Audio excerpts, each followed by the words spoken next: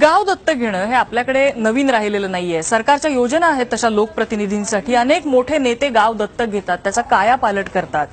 मात्र तुमच्या माझ्यासारखे तरुण ज्यावेळेला एखादं गाव दत्तक घेतात, एखादा प्रकल्प त्यामध्ये राबवतात आणि त्यानंतर जे बदल दिसतात ते आपल्या सगळ्यांसाठीच अनुकरणीय आहेत। हा प्रयोग कुठे झालेला आहे आपण बघूया।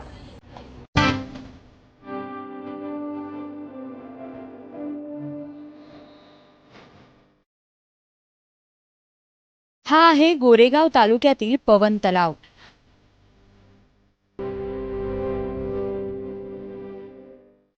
आणि हे आहेत या तलावाची सुंदरता परत मिळवण्यासाठी राबणारे युवा शक्ती फाउंडेशनचे तरुण।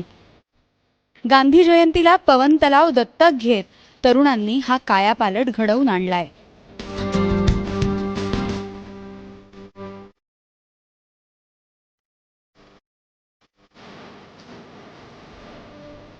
या अनोख्या प्रयोगामुळे हिवाळ्याची चाहूल लागताच परदेशी पक्ष्यांचंही इथे आगमन झालंय।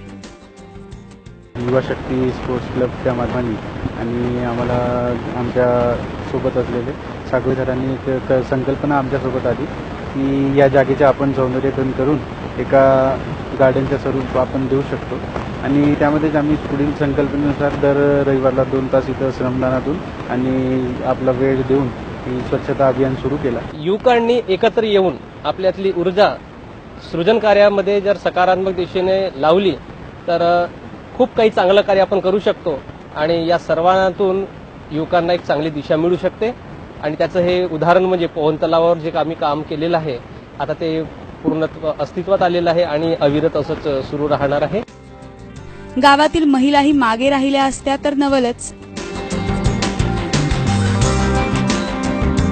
त्यांनीही कामातून वेळ काढत दर रविवारी श्रमदान सुरू केलंय।